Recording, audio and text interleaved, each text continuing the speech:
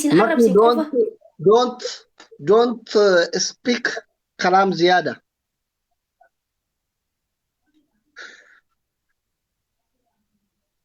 Haytanneen maal taate re'een wal geessu.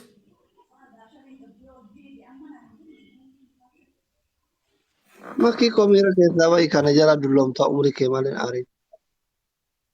No, hedduu obseetiin jira. Obsi daangaa qaba bir. Obsi daangaa gisee dabare firraa gabbaanee itti cabsine diqaalaa bikka maratti guddattee asii afaan bantu dhuftee jechuudha. Hayi. Isi bakka Si gadhee aarii keessa mana bahi. seetee jira.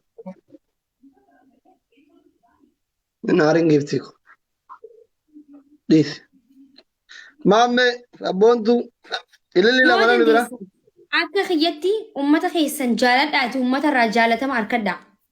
Na arrabsitanii fooloo guddifachuun hin jirtu. Na arrabsitanii beekamtee argachuun hin jiru. Maal ittisa dilqish jette moo dilqish jettisa asli? Diqlish. Dilqish. Diqlish no. Dilqishoch. Kabajaa ifitti godhaa. Hayi. Beekaaf isin dhiisnee baraan. Gootota na duuba jiran kanaafin isin dhiisa gisee hedduu.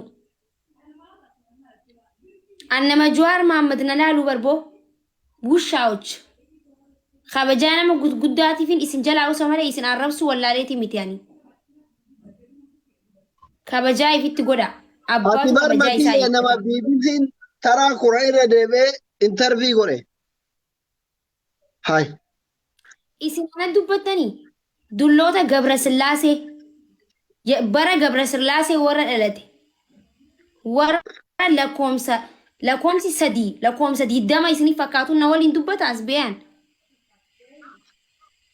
Bakka makki kodhiis. Bira keessaa bahi naare. Naare. Ta'u bakka ta'u bakka. Raat shinaatti gochi. Maaliif miidhaa duudanii dhuftanii?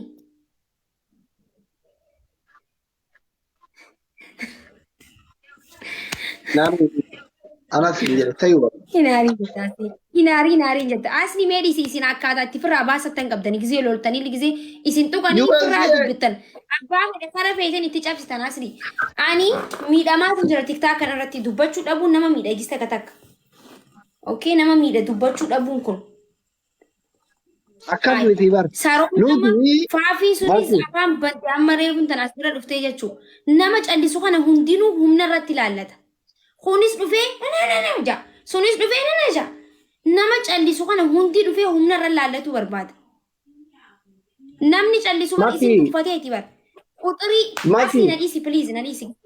Asli nadhiisi giseen dubbaddu usnaan hin jahin haa fixadhu asli. Ati gisee jechuun hin dubbadhaa haa fixadhu. Nama callisu kuni isin tuffateeti. Namni gisee callisu bikka isin dhaabbatan san bira kunne bikka biraa jirra waan taaneef isin tuffanne isin bira dabar. Sigalee ani immoo naman tuffadhu. Hundan kana arrabsuus nin jaaladha. Kana arrabsines nin jaaladhan. Jibbaa namaa hin qabu. Garuu daangaa namatti hin dabrina. Isin galee miti. Gisee na arrabsitan akka waan hin agarree kan hin usu isin tuffadheetiin isin hin jee gisee na arrabsitanaan. Garuu gisee namni bulaak isin godhee koomantii isin jalaa cufate yaa'ii hin barbaadu mana kiyyarraa deemaadhaa jechuudha. Bakka koomantii giseen isinirraa cufa dubar an yaa'ii hin barbaadu ganda yaa'ii deemaadhaa daba. Isin hin galu isin. Isin ganda nama hin barannee dhaqaa kun ganda nama barateeti. Isin galee.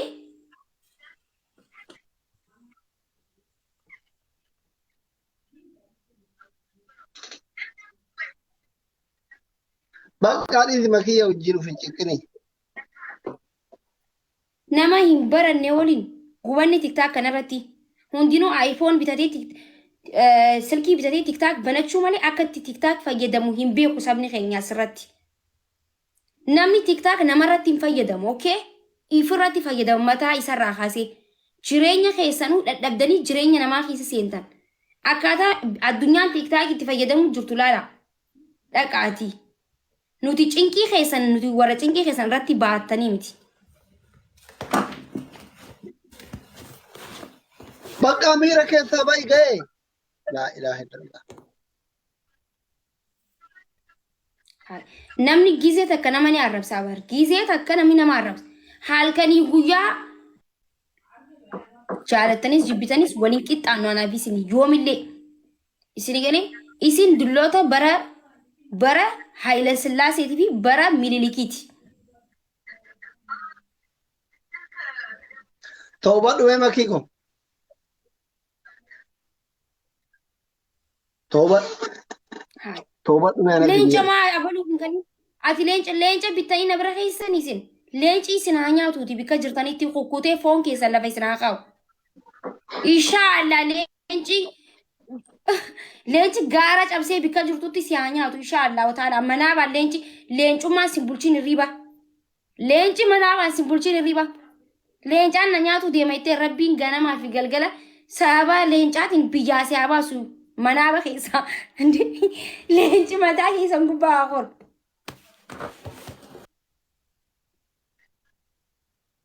Hai. Bakka hin baane miira keessa maki. Diqaalaa ganda keessa guguddatte tana nurraa dhorkaa jennee isinitti himannee jira warri asirra jirtan hundi keessanuu. Ani warri na arrabsu hundinuu ganda takka bikka hin bu'u Oromoo bikka hin bu'u kan gandaa miti warri na arrabstan jechuudha. Warri daangaa natti dabartan.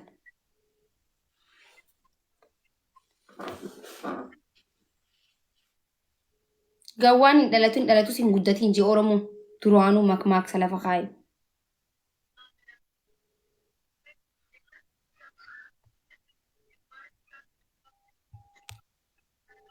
Warra guddatu namaa hin feene caccabaa hafa.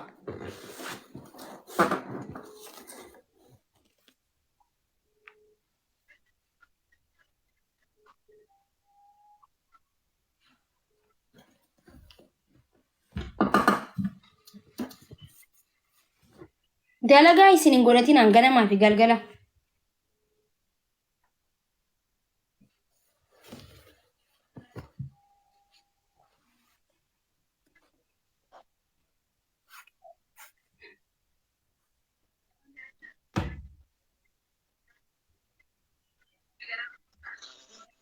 Ingeessine.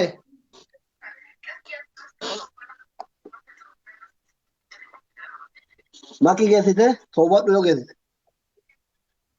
Toobadhu maaliif hin toobadda? Maal balleessee hin toobaddan? Sida goggoorsan ka haganuma miira keessa galchuuf si arrasani waan biraa maali? Ani bar na arrabsu miira keessa na galchaa hin jiru bar. Dalagaa nama godhatu na ajaa'iba bar. Anuma ajaa'ibeetii bar dalagaa tiktaak yana irratti gubuu jiran asli. Tiktaak amma arra waa poosatu hin dandeenye. Edda viidiyoon poosate na jalaa kaasan.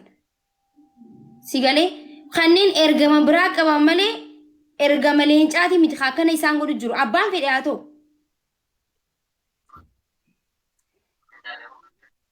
Anta akka namaa na arrabse jeelee takkaa dubbadheef gizee namarra kuttee garuu nama aarsiti. Bakka miira keessa bayyaa dhooqa. Ishii.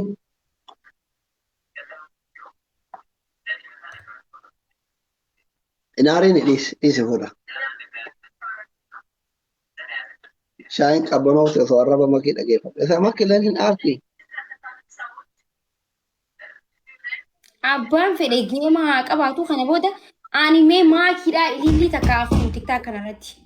Ilillii takka afannu. Nama ilillii takka isinii kanneefu yoo galatoomii beetanii waa'ee kannuu dubbattan.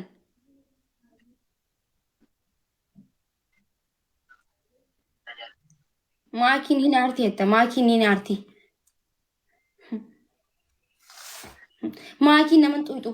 Namni naman xuyne nama wallahi gis takka takka hedduu nama aarsa wanni hedduu takka takka.